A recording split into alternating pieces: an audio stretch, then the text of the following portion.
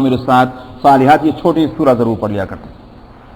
ان کی آنکھ social gathering یہ تھی کہ آپس کی ملاقات ہے, کچھ ہنسی دل لگی بھی اگر ہو رہی ہو, کوئی بزنس بیوپار بھی ہو رہا ہو, کچھ ملت اور ملک کے مسائل بھی زیر بحث آ رہے ہوں, لیکن مجلس جو ہے وہ اللہ اور اس کے رسول سے اور قرآن اور حدیث سے خالی ہو جائے, یہ گوارا نہیں تھا.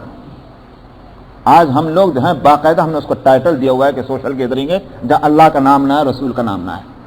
تو یہ ہے عجیب تماشے کی بات. ایسی جگہوں پر کبھی اتفاق سے میرا بیٹھنا ہو جاتا ہے تو واقعی اس قدر وحشت ہوتی ہے, یہ دل چاہتا ہے بھاگو یہاں سے. سمجھ میں آیا, کیونکہ ان کے چہرے بتا رہے ہیں کہ یہ اللہ کی بات سننے کو تیار نہیں, رسول کی بات سننے کو تیار. بھائی ہمیں کہیں کو بلایا, پھر ہم تو جہاں بھی جائیں گے اللہ کی بات سن لو تو سن لو. تو میں اس پر عرض کر رہا تھا کہ فرعونی وہاں, اسرائیلی وہاں پہنچ گئے تو اللہ سبحانہ و تعالیٰ نے موسیٰ علیہ السلام کو بلایا. 40 دن 40 لیلۃ, 40 دن تک تم یہاں عبادتیں کر کے, مراقبہ کر کے, روزے رکھ کے وہ کیفیت پیدا کرو کہ ہم تم کو کتاب دیں. اب وہاں 40 دن لگے تھے, کوئی بڑی مدت نہیں.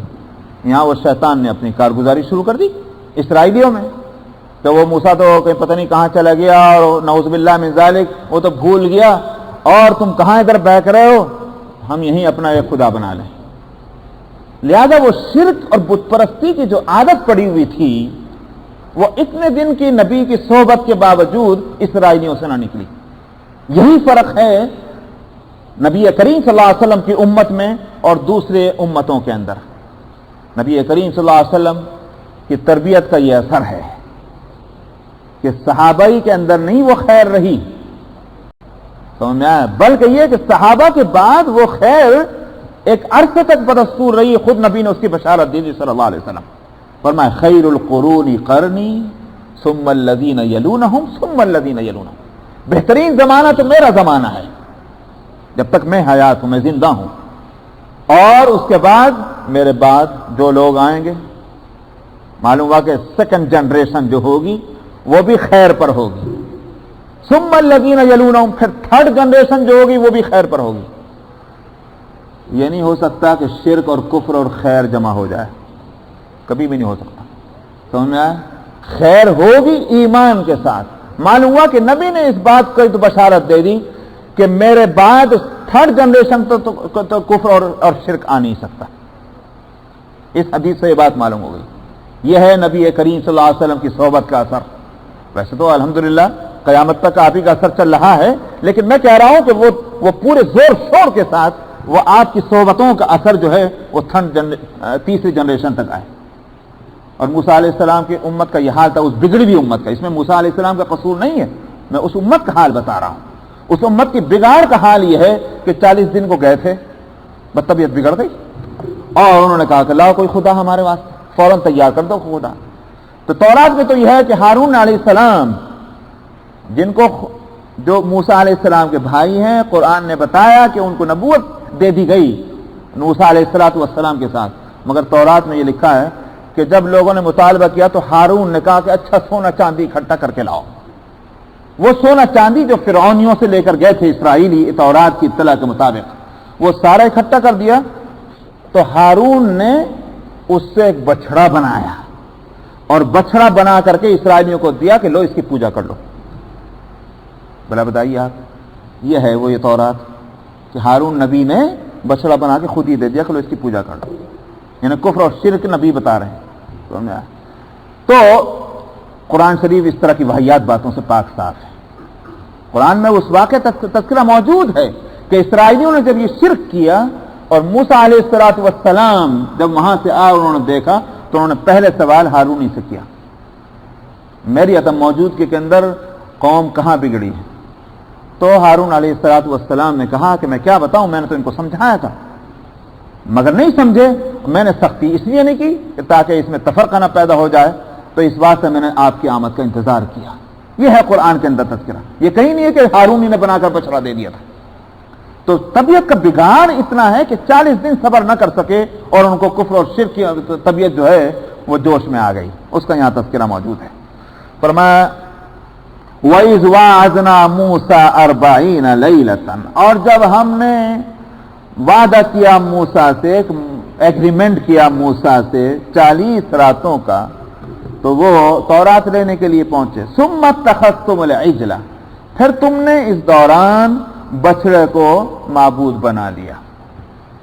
وانتم ظالمون، اس حالت میں تم ظلم کر رہے تھے. کیوں؟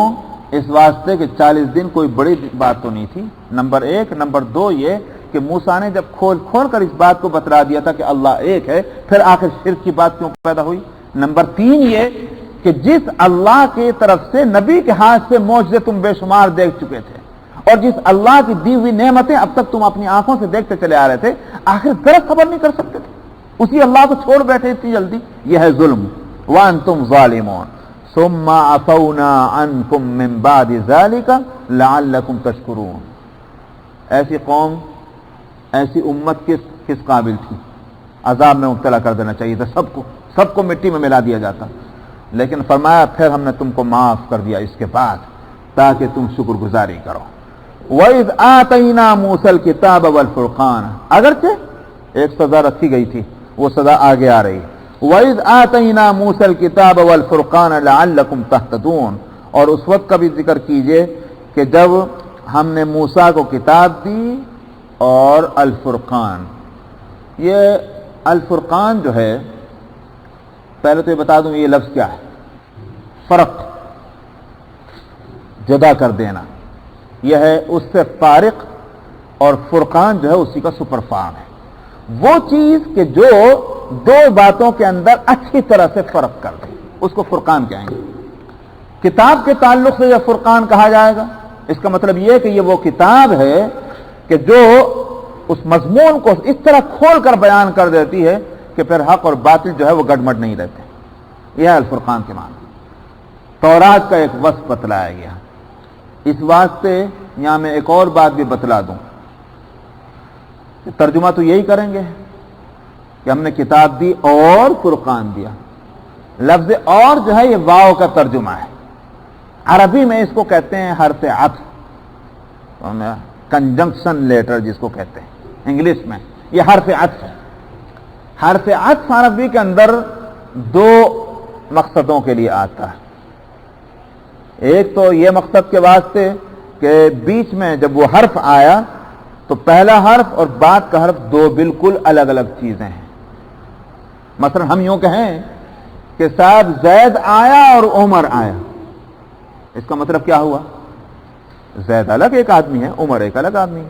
یہ نہیں کہا جائے گا کہ ایک ہی آدمی تھا، اس کا نام زید بھی تھا عمر بھی تھا. یہ نہیں سمجھا جائے گا. سمجھ میں آیا نہیں بات؟ کیا اس کنجنکشن لیٹر نے، اس حرف عطف نے دو لفظوں کو جو آگے اور پیچھے ہیں، یہ دو چیزیں، ان کو دونوں کا الگ الگ ہونا بتلا دیا. ورنہ اگر آپ کہتے زید عمر آیا تو سمجھا جا سکتا تھا کہ ایک ہی آدمی ہے. لیکن زید اور عمر اور نے آ کر کے ان دونوں کو الگ الگ ہونا بتلایا. ایک تو یہ مقصد ہوتا ہے. بعض دفعہ حرف جو ہے وہ تفسیر کے لیے بھی آتا ہے. پہلا لفظ جو تھا اس کے مزید ایکسپلینیشن اور وضاحت کے لیے بھی حرف عطف آتا ہے. یہاں یہی معنی دے رہا ہے کہ ہم نے موسیٰ کو کتاب دی، یعنی ایسی کتاب جو حق اور باطل کے درمیان فرق کرنے والی ہو. تو ایسے حرف کو حرف عطف تفسیری کہا جاتا ہے عربی گرامر میں. یہ بات اگر سمجھ میں آ جائے تو وہ جو دوسری آیت ہے قرآن شریف کے اندر، لقد جاءکم من اللہ نور وکتاب مبین، سمجھ میں آیا؟ آ گئی ہے تمہارے پاس اللہ کی طرف سے نور اور ایک کھلی کتاب. تو اس کا اگر یہ احتمال ہے کہ نور الگ کوئی چیز ہے اور کتاب کوئی الگ ایک چیز ہے، وہیں یہ بھی تو احتمال ہے کہ صاحب نور اور کتاب ایک ہی چیز ہو. پہلے نور کہا اور اس کی مزید ایکسپلینیشن جو ہے وہ کتاب کے ذریعے کی جا رہی ہے. یعنی جو نور ہے وہی کتاب ہے اور جو کتاب ہے وہی نور ہے. اس کا بھی احتمال ہے. اچھا، نہ صرف احتمال ہے، اس آیت کو آگے پڑھیے تو بات اور صاف ہو جاتی ہے کہ وہ احتمال ہی یقینی ہے. کیونکہ آگے فرمایا قد جاءکم من اللہ نور وکتاب مبین یہدی بہ اللہ من اتبع رضوانہ. اللہ سبحانہ و تعالی اس کے ذریعے سے رہنمائی فرماتا ہے اس کی کہ جو اس کی رضامندی کی پیروی کرتا ہے، اس کی خوشنی کی. تو تو بھی جو پروناؤن لائے ہیں، جو ضمیر لائے ہیں، وہ سنگولر لائے ہیں، واحد کی لائے ہیں۔ اگر نور اور کتاب دو الگ الگ چیزیں ہوتی تو پھر لاتے لفظ یہدی بہم اللہ، سمجھ میں آیا؟ دو کی ضمیر لے کر آتے، جو عربی کے اندر دو کے لیے ہما کی ضمیر آتی ہے، اگر وہ دو الگ الگ چیزیں ہوتی۔ وہ ایک ہی چیز ہے، جو نور ہے وہ کتاب ہے، جو کتاب ہے وہ نور ہے۔ تو یہ عطف تفسیری ہے وہاں بھی، تو یہاں عطف تفسیری لائے اور فرمایا کہ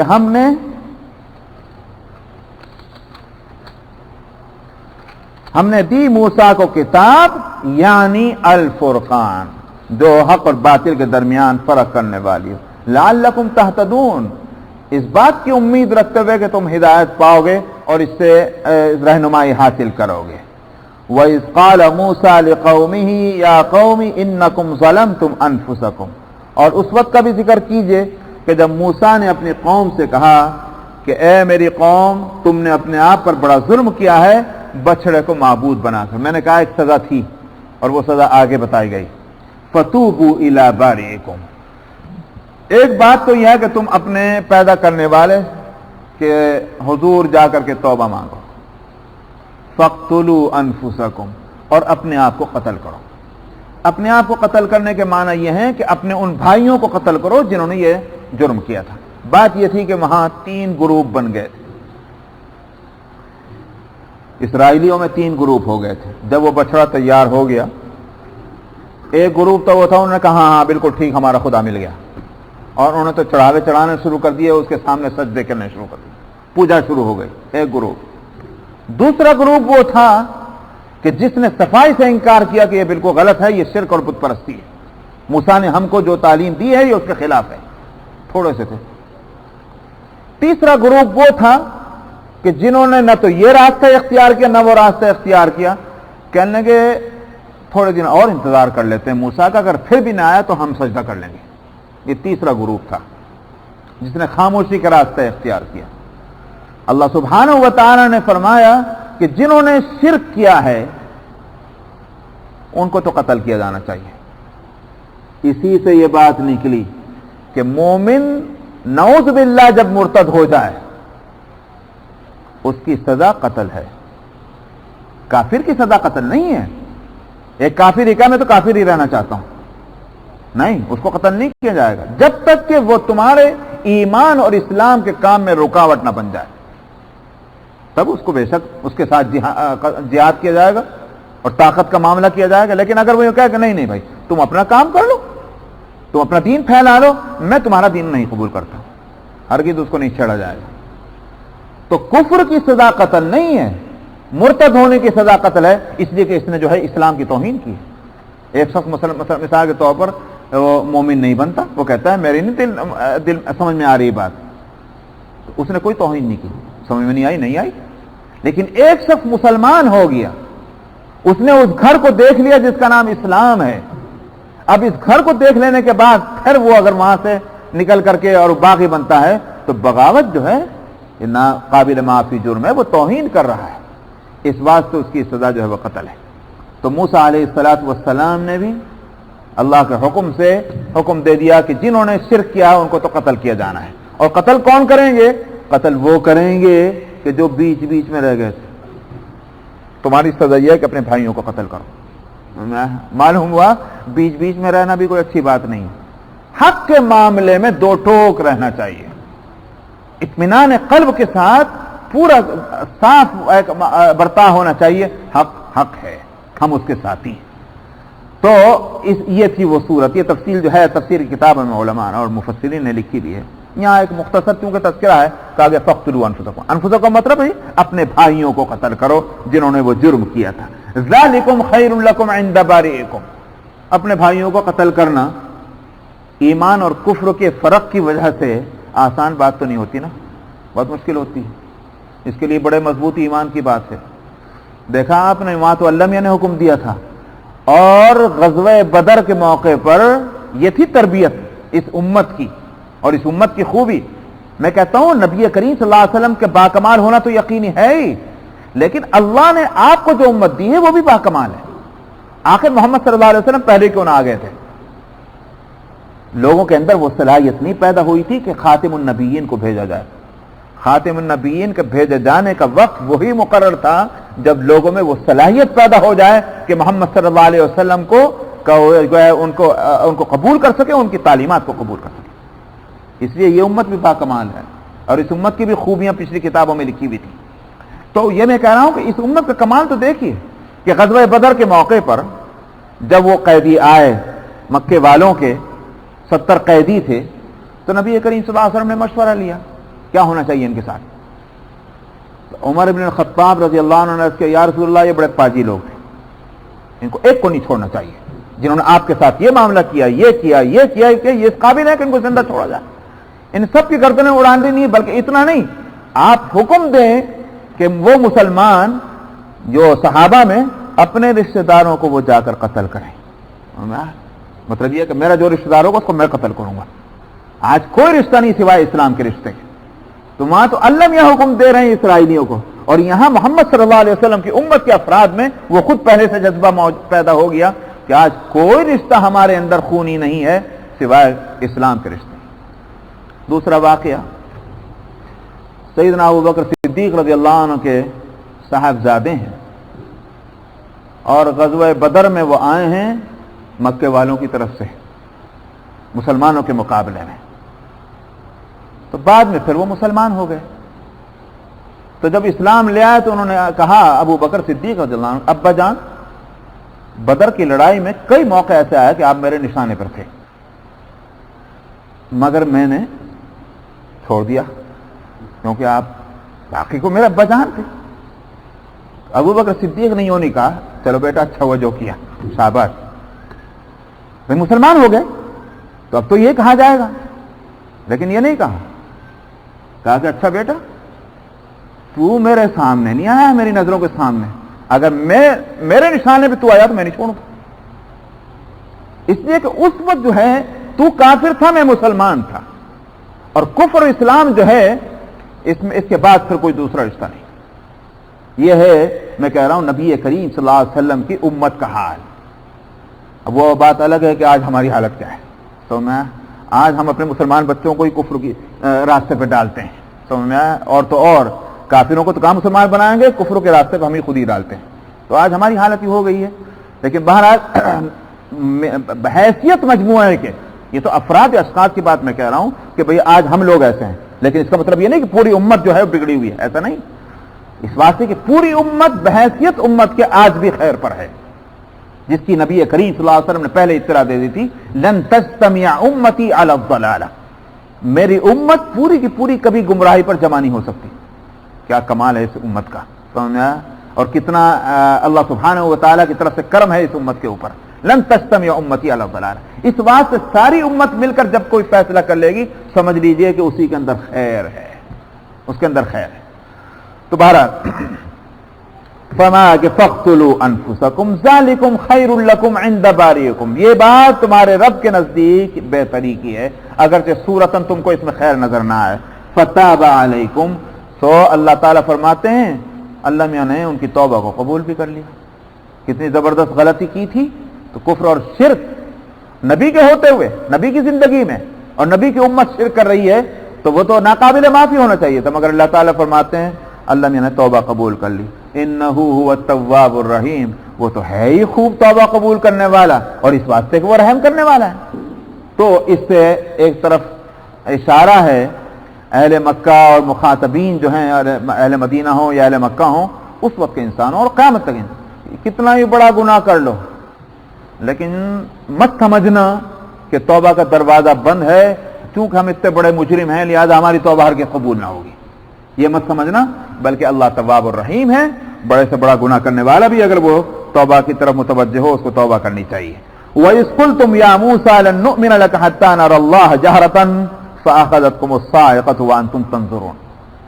ہوا کیا, تورات لے آئے موسیٰ علیہ السلام, تو ایک تو کرشمہ یہ دیکھا کہ بت پرستی ہو رہی تھی, خیر اس کا فیصلہ ہوا جو ہونا تھا.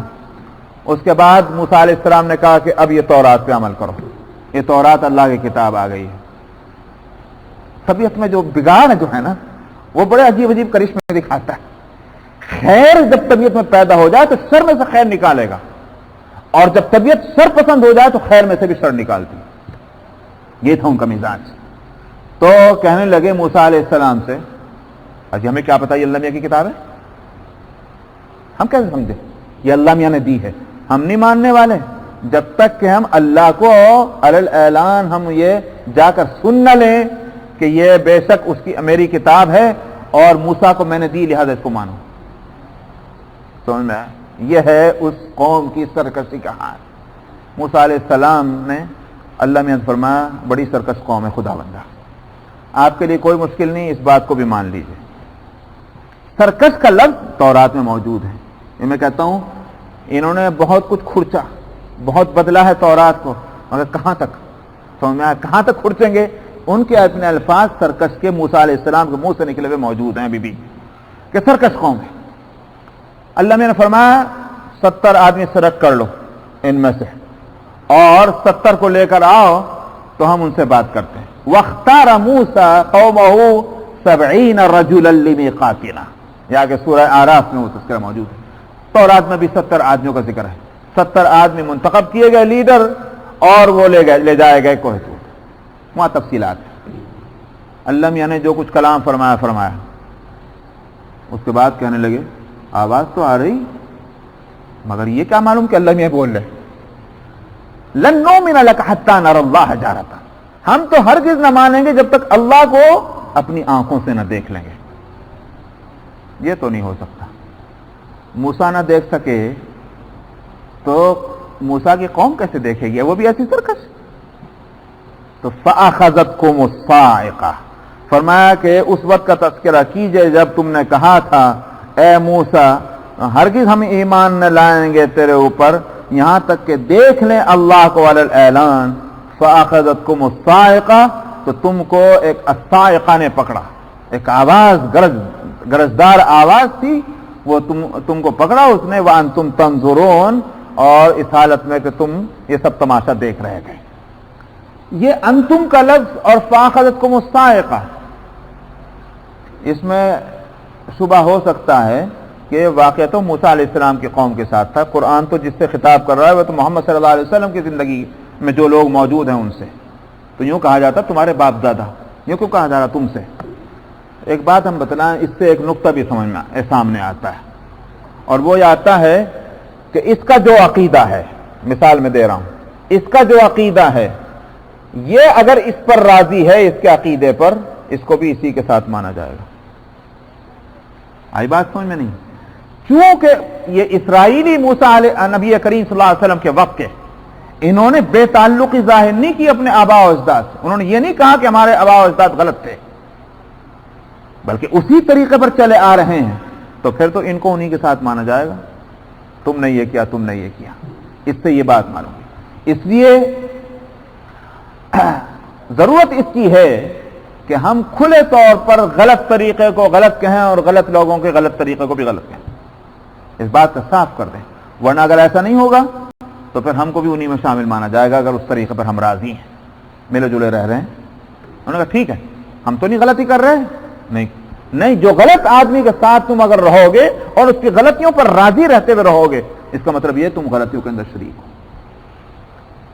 قرآن شریف میں اس مسئلے کو بھی صاف اور جگہ کیا گیا، اور وہ یہ سورہ اعراف میں وہ واقعہ موجود ہے کہ غالب مفسرین کہتے ہیں کہ یہ داؤد علیہ السلام کے زمانے کی بات ہے، واللہ عالم. بہرحال اسرائیلیوں کا قصہ ہے کہ اللہ کا حکم کی نافرمانی کرتی تھی، اسرائیلی کر رہے تھے، تو کچھ لوگوں نے ان کو نصیحت کرنی شروع کی، مت کرو مت کرو مت کرو. دوسرے لوگ اس کو برا ضرور سمجھتے تھے مگر نصیحت و تبلیغ نہیں کرتے تھے. وَإِذْ قَالَتْ أُمَّةٌ مِّنْهُمْ لِمَ تَعِظُونَ قَوْمًا اللَّهُ مُهْلِكُهُمْ أَوْ مُعَذِّبُهُمْ عَذَابًا شَدِيدًا. ایک جماعت جو برائی تو سمجھ رہی تھی مگر نصیحت نہیں کرتی تھی، وہ نصیحت کرنے والوں سے انہوں نے یوں کہا تم کاہے کو نصیحت کرتے ہو ان کو، ایسی قوم کو جو اللہ کے عذاب میں مبتلا ہونے والی ہے. مطلب یہ بڑی سرکش قوم ہے، چھوڑو ان کو، ان کے حال پر اللہ کا عذاب آئے گا، تیہ پانچا کر دے گا. لِمَ تَعِظُونَ قَوْمًا اللَّهُ مُهْلِكُهُمْ أَوْ مُعَذِّبُهُمْ عَذَابًا شَدِيدًا. نصیحت کرنے والوں نے کیا کہا؟ قَالُوا مَعْذِرَةً إِلَىٰ رَبِّكُمْ وَلَعَلَّهُمْ يَتَّقُونَ. उन्होंने कहा कि हम इसलिए नसीहत कर रहे हैं ताकि अल्लाह के सामने हम उज़्र पेश कर सकें, खुदावंदा हमने तो नसीहत की थी मगर माने नहीं, और ताकि उम्मीद है हो सकता है इनमें से कोई नसीहत कबूल कर ले और रास्ते पर आ जाए। आगे अल्लाह ने क्या फरमाया, फलम्मा नसू मा ज़ुक्किरू बिही, जिस चीज की नसीहत की जा रही थी जब उन्होंने उसको भुलावे में डाल दिया, मतलब यह कि नसीहत कबूल नहीं की। अंजैना अल्लज़ीना यनहौना अनिस्सू व अख़ज़ना अल्लज़ीना ज़लमू बिअज़ाबिन बईसिन बिमा कानू यफ़सक़ून, हमने उनको तो बचा लिया जो नसीहत कर रहे थे, बाकी सब पर हमने अजाब भेज दिया। मालूम हुआ जो बुराई में मुब्तला थे वो तो आए अजाब में, लेकिन जो बुराई में मुब्तला नहीं थे मगर साथ थे उनके, उनकी दोस्तियां, उनकी रिश्तेदारियां, उनका खाना, उनका पीना, सारे सोशल एक्टिविटीज सब चल रही थी, अल्लाह ने उनको भी अजाब में मुब्तला कर दिया। तो इसलिए इस आयत से और उस आयत से मालूम हुआ कि अगरचे हम बुराई में मुब्तला न हो, लेकिन बुरों के साथ अगर हम उनके मिल रहे हैं, जुल रहे हैं, और कभी हम इस बात को खुले तौर पर उनसे नहीं कहते कि गलत तरीका है, हमको भी उनके शरीक हाल माना जाएगा। बस इंशाअल्लाह। अस्शैतानिर रजीम, बिस्मिल्लाहिर रहमानिर रहीम। वज़ल्ललना अलैकुमुल गमाम व अंज़लना अलैकुमुल मन्ना वस्सलवा कुलू मिन तय्यिबाति मा रज़क़नाकुम वमा ज़लमूना वलाकिन कानू अनफुसहुम यज़लिमून। वइज़ क़ुल्ना उद्ख़ुलू हाज़िहिल क़र्यता फ़कुलू मिन्हा हैथु शि'तुम रग़दन वद्ख़ुलुल बाब सुज्जदा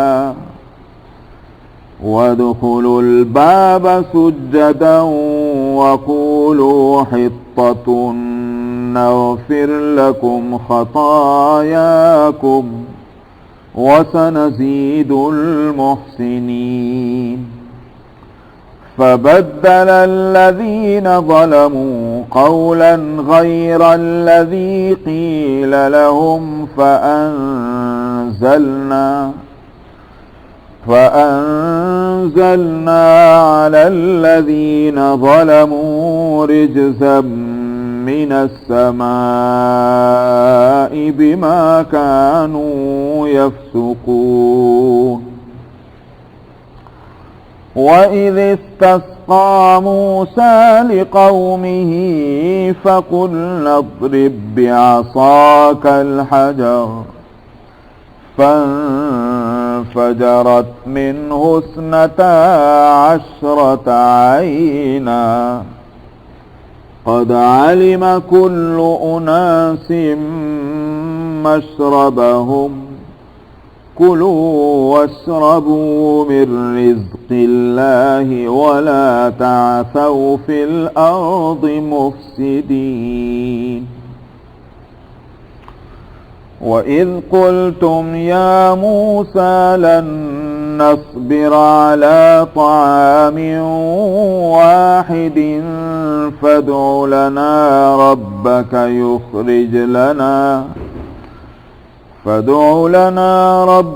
يخرج لنا مما تنبت الأرض من بقلها وقثائها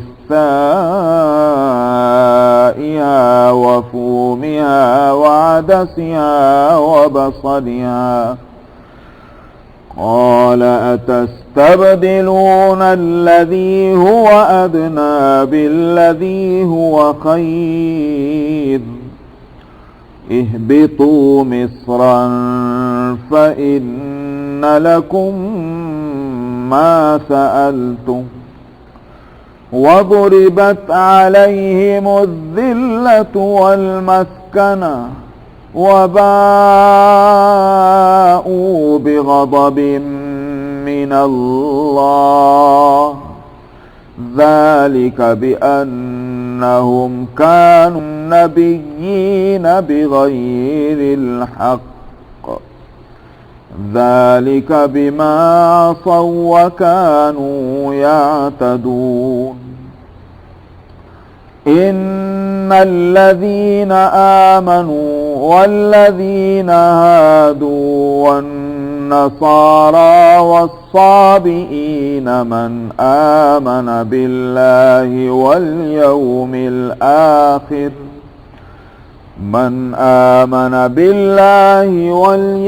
الآخر وعمل صالحا فلهم أجرهم عند ربهم ولا خوف عليهم ولا هم يحزنون وإذ أخذنا ميثاقكم ورفعنا فوقكم الطور خذوا ما آتيناكم بقوة واذكروا ما فيه لعلكم تتقون ثم توليتم من بعد ذلك فلولا فضل الله عليكم ورحمته لكنتم من الخاسرين ولقد علمتم الذين اعتدوا منكم في السبت فقلنا لهم كونوا قردة خاسئين فجعلناها نكالا لما بين يديها وما خلفها وموعظة للمتقين صدق اللہ العظیم.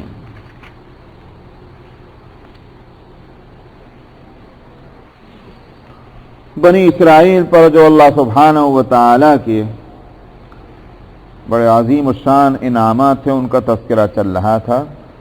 فرماتے ہیں کہ اور ہم نے تمہارے اوپر بادل کا سایہ کیا اور تمہارے اوپر من اور سلوہ بھی اتارا. یہ اس وقت کا واقعہ ہے کہ جب دریا پار کر لیا بنی اسرائیل نے, اور میں نے پچھلے ہفتے بتلایا تھا لاکھوں تھے, 6 لاکھ تو مرد تھے, تو وہ لاکھوں کی تعداد میں اسرائیلی اب پہنچ گئے اس میدان میں. اب ایک آدھ آدمی ہو تو اس کے لیے گھر بھی بنا لیجئے, تو ان لاکھوں کے واسطے کیا ہوگا؟ تو وہ میدان میں ہے. تو اب ہونا تو یہ چاہیے تھا کہ بھئی دھوپ کی گرمی آسان ہے بنسبت اس تکلیف کو, اس عذاب کے جو فرعون دے رہا تھا. اللہ تیرا شکر ہے کہ اس سے تو جان بچی. ہمارے ہاں کہتے ہیں کہ بھئی جان بچی لاکھوں پائے, تو جان بچی تو سب سے بڑی بات تو وہ ہے, لیکن اس کی قدر کرنے کی بجائے موسیٰ علیہ السلام سے پھر بھڑ گئے اسرائیلی. کہنے کہ ہم کو یہاں لا کے مار دیا کہ یہاں نہ سایہ ہے اور نہ کھانے اور پینے کا سامان ہے, ہم کیا تو کھائیں اور کیا ہم تو اب اوپر دھوپ کی گرمی اور نیچے زمین, کس طرح رہیں گے ہم یہاں؟ تو موسیٰ علیہ السلام نے اللہ میں سے دعا کی, اے اللہ آپ قادر مطلق ہیں اور مہربان ہیں, لہذا انتظام فرمائیے اس قوم کے واسطے. اللہ میاں نے عجیب انتظام کیا. ایک وہ قوم کہ جو ایک ایسے میدان میں پڑی ہوئی ہے کہ نہ وہاں بلڈنگ ہے, نہ کھیتی ہے, نہ کوئی اس طرح کا انتظام ہے, نہ کوئی مارکیٹ ہے, نہ شاپنگ سینٹر ہے. تو اب اس کے لیے کیا انتظام ہونا چاہیے؟ دن بھر تو ایک بادل سایہ کرتا, دن بھر بادل رہتا, اور اتنی حصے میں رہتا جہاں وہ اسرائیلی ٹھہرے ہوئے, اور رات ہوتی وہ بادل رخصت ہو جاتا, کیونکہ رات میں بادل تو اچھے نہیں لگتے, رات میں تو اس آسمان کے اوپر تارے ہی چمکتے اچھے لگتے ہیں. تو لہذا رات کو وہ بادل چلے جاتا اور دن کے جب دھوپ نکلتی تو پھر بادل آ جاتا. یہ قصہ چلا ہے, اور یہ 1 دن 2 دن کا قصہ نہیں ہے.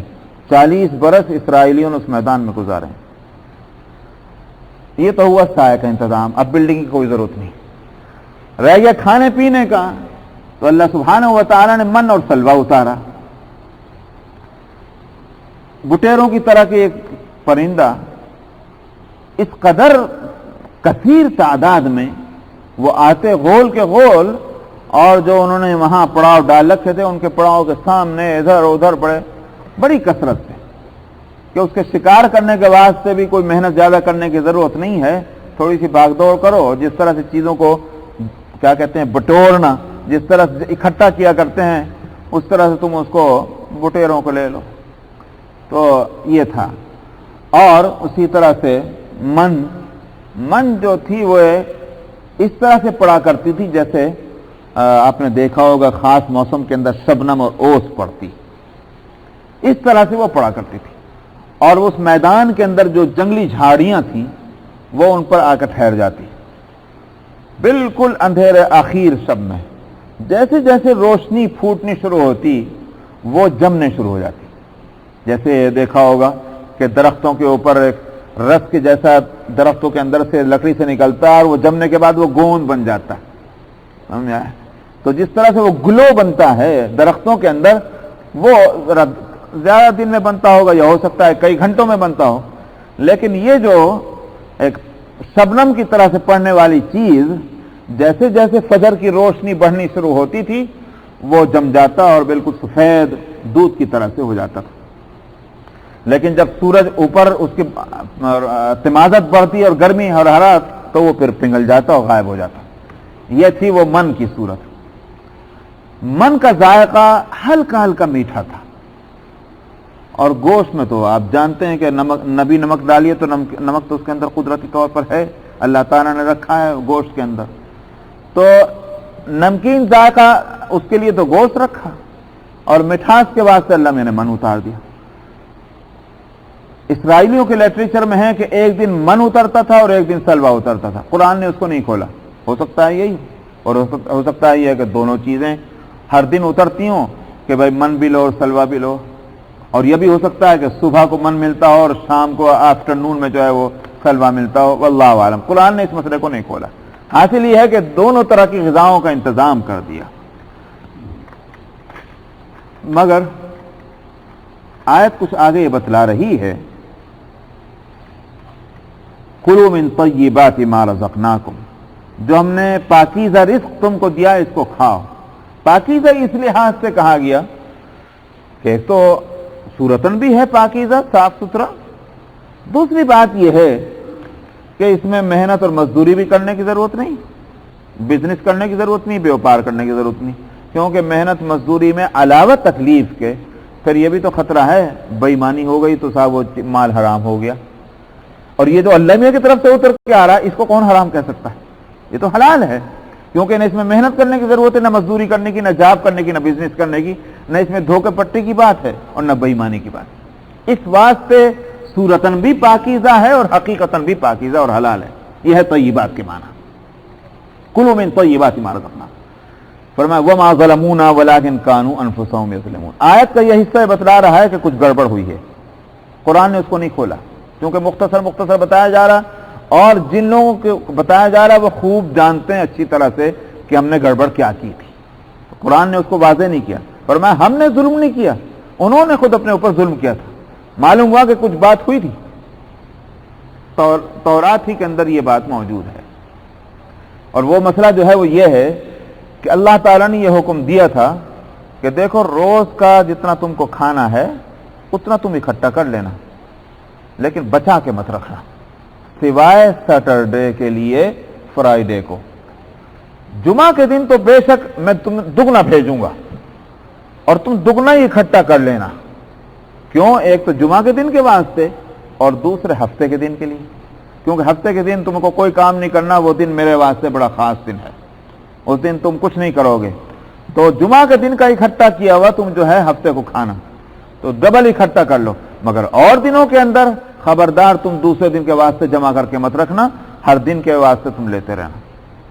یہ اللہ نے حکم دیا تھا، مگر وہ سلامتی ہو طبیعت میں تو اللہ بھی کی بات سنی بھی چاہے، وہاں تو ٹیڑھی طبیعت ہے۔ جو روز دے رہا ہے اللہ، اور دیکھ رہے ہیں آنکھوں سے اللہ روز دے رہا ہے، مگر شیطان نے لگا دیا پھر اس تک، کچھ لوگوں نے پھر اگلے دن کے واسطے جمع کر کے رکھ لیا، اگلے دن کے لیے جمع کر کے رکھا تو دوسرا دن ہوا تو وہ سڑ چکی تھی چیز، اور پھر تورات ہی میں کہ خدا نے پھر آواز دے کر کہا کہ تم نے یہ گڑبڑ کیوں کی ہے، میں نے تم کو کہا تھا دوسرے دن کے لیے مت روک کے رکھنا، اب تم کو یہ چیز نہیں ملے گی اور سڑا کرے گی، تمہارا کھانا اب سڑا کرے گا۔ نبی کریم صلی اللہ علیہ وسلم نے بھی شاید اسی واسطے فرمایا، اگر بنی اسرائیل نہ ہوتے تو گوشت نہ سڑا کرتا، یہ بھی آپ نے اسی لیے فرمایا کہ اسرائیلیوں نے اپنی بدنیتی کی وجہ سے گوشت کو سنبھال کے رکھنا شروع کیا، دوسرے دن کے لیے اللہ میاں نے اس کو سڑا دیا، تو اس کے بعد سے گوشت سڑنے لگا۔ تفصیل کیا ہے، حقیقت کیا ہے اس حدیث کی اور اس بات کی، ظاہر ہے کہ ہمارے پاس اتنی پرانی تاریخ ہے بھی نہیں، اور واقعتاً دنیا والوں کے پاس تاریخ نہیں ہے۔ تاریخ کا جو عمر بتائی جاتی ہسٹری کی وہ 2000 سال ہے۔ 2000 سال پہلے کو یہ لوگ ماقبل تاریخ مانتے ہیں، تو جب ساری دنیا کے لوگ ماقبل تاریخ مانتے ہیں تو پھر ہم سے کسی کو پوچھنے کا یہ حق نہیں کہ نبی کریم صلی اللہ علیہ وسلم نے یہ بات فرمائی تو اس بات کو ثابت کرو کہ اس سے پہلے گوشت سڑا نہیں کرتا تھا، سمجھ میں آیا؟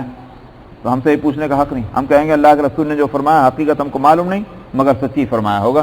تمہاری تاریخ میں اتنا ضرور ہے تورات کے اندر کہ اسرائیلیوں نے گوشت رکھا اور دوسرے دن سے وہ سڑنا شروع ہو گیا، وہ سڑ گیا۔ تو یہ فرمایا کہ وما ظلمونا، ہم نے ظلم نہیں کیا لیکن انہوں نے خود اپنے آپ پر ظلم کیا کہ بے محنت کا عمدہ کھانا ان کو مل رہا تھا، اللہ نے اس کو سڑانا شروع کر دیا۔ وَإِذْ قُلْنَا ادْخُلُوا هَٰذِهِ الْقَرْيَةَ فَكُلُوا مِنْهَا حَيْثُ شِئْتُمْ رَغَدًا، تورات میں یہ ہے کہ وہ سڑنے تو لگا تھا مگر ابھی روکا نہیں تھا اس کو، پھر بھی وہ من اور سلوہ دیا جاتا رہا۔ اب مزید ناشکری کہ انہوں نے ایک مطالبہ یہ کیا تھا، وہ مطالبہ آگے آ رہا ہے کہ ہمارے واسطے دوسرا قسم کے بھی کھانے ہونے چاہیے، روز من و سلوہ یہ کیسے ہوگا، ہم سے نہیں ہوتا یہ۔ تو اللہ تعالیٰ نے اس وقت فرمایا تھا کہ اچھا ٹھیک ہے، تم اس بستی میں چلے جاؤ میدان سے دور اور وہاں جاؤ اور وہاں تمہاری مرضی کا ہر طرح کا کھانا ملے گا۔ فَكُلُوا مِنْهَا حَيْثُ شِئْتُمْ رَغَدًا، تو بغیر کسی تنگی کے تم وہاں جا کے کھاؤ پیو، چونکہ ہم تمہیں اس میدان سے نکل کر کے اور دوسری بستی میں جانے کا حکم دے رہے ہیں۔ یہاں روک کر میں ایک بات پہلے بتلا دوں، اس میدان کا نام ہے میدان تیہ۔ تاہ یا تیہو کے معنی آتے ہیں حیران اور پریشان ہونے کے۔ اس میدان کو میدان تیہ کیوں کہا گیا؟ اس واسطے کہ جب انہوں نے ناقدریاں کی اللہ کی نعمتوں کی، اور اللہ نے جب حکم دیا تھا کہ جاؤ عمالقیوں سے لڑنے کے واسطے مشرکین سے جہاد کرنے کے لیے، جو مشرک ہیں نارتھ میں، شمال میں، فلسطین کے شمالی علاقہ جو تھا وہاں، تو موسیٰ علیہ السلام نے یہ خبر تو سنا دی کہ اللہ کا حکم یہ ہے، مگر ساتھ میں یہ ہوا کہ موسیٰ علیہ السلام نے 3 آدمیوں کو تفتیش احوال کے لیے بھیجا اسی قوم کے طرف کہ جاؤ، جا کر دیکھو اور دیکھ کر کے اور وہاں کیا حالات ہیں، کیسی قوم ہے، کیسی ان کی ترقیات ہیں، کیسے ان کے انتظامات ہیں، یہ ساری چیزیں دیکھو اور دیکھ کر آ کر کے مجھے بتانا۔ اگر کمزوری دیکھو تو پھر تو کوئی حرج نہیں، تم سب کے سامنے بھی کہہ سکتے ہو، لیکن اگر تم کو ایسی ویسی بات دیکھو تو پھر قوم کے سامنے مت کہنا، مجھ سے آ کر تنہائی میں مجھے بتلانا۔ یہ موسیٰ علیہ السلام نے ہدایت دی۔ اس میں 3 آدمی تھے جس میں حضرت یوشع ابن نون بھی ہے، جس کو یہ لوگ جاجوا کہتے ہیں، تو وہ بھی تھے، اور ایک کا نام ابن جالب بھی آتا ہے، وہ بھی تھے، اور ایک تیسرے ایک اور صاحب۔ تو یہ 3 آدمی گئے اور جا کر کے وہاں خوب دیکھ بھال کر کے ان لوگوں کو آئے واپس۔ تو یہ 2 جو اللہ کے نیک بندے تھے، انہوں نے تو موسیٰ علیہ السلام سے تنہائی میں آ کر کہا کہ حضرت قوم بڑی زبردست ہے، بڑی طاقتور ہے، بڑی سویلائزڈ ہے، ترقی یافتہ ہے، اور بہت کچھ ان کے پاس۔ تو موسیٰ علیہ السلام اللہ کے نبی تھے، اللہ کا حکم تھا کہ جہاد تو کرنا ہے۔ یہ تفتیش احوال اس لیے کیا گیا تاکہ ہم بے خبر نہ رہیں، دشمن کے حال سے بے خبر رہنا جو ہے وہ نقصان دہ ہوتا ہے، اسی لیے نبی کریم صلی اللہ علیہ وسلم بھی یہ انتظام فرمایا کرتے تھے۔ ایک غزوے کے موقع پر حدیث میں آتا ہے، ایک غزوے کے موقع پر آپ تشریف لے جا رہے تھے، سفر میں تھے، تو آپ تو باخبر رہا کرتے تھے، اسی لیے صحابہ کو یہ حکم تھا کہ تم ادھر ادھر جب پڑاؤ ہو تو کوئی آدمی اگر اجنبی ملا کرے تو تم اس سے تفتیش کیا کرو اور یا میرے پاس لایا کرو. چنانچہ ایک آدمی کو پکڑ کے لیا آیا کچھ صحابہ. نبی کریم صلی اللہ علیہ وسلم نماز میں مشغول تھے, نوافل پڑھ رہے ہوں گے, تو صحابہ نے وہاں بیٹھنے کے بعد اس سے پوچھ تاچھ کرتے ہوئے آ رہے تھے, پوچھا اس سے یہ بتاؤ کہ تم جہاں سے آئے ہو وہ لوگ جو ہیں ان کی تعداد کتنی ہے. اس نے کہا جی مجھے کیا پتا کتنے ہیں. تو انہوں نے مارنا شروع کیا صحابہ نے, جھوٹ بولتا ہے, ہم کو پتا کتنے آدمی ہیں. وہ یہ کہہ رہا کہ مجھے تو پتا نہیں. جب صحابہ نے دو چار اس کے مارے تو پھر اس نے ایک بات کہہ دی, اتنے ہیں. نبی کریم صلی اللہ علیہ وسلم نے سلام پھیرا, سلام پھڑ کے آپ ہنسے اور حضرت فرمایا جب تک وہ سچ بول رہا تھا تم اس کو مار رہے تھے, اور جب اس نے جھوٹ بولا تو تم نے چھوڑ دیا. تو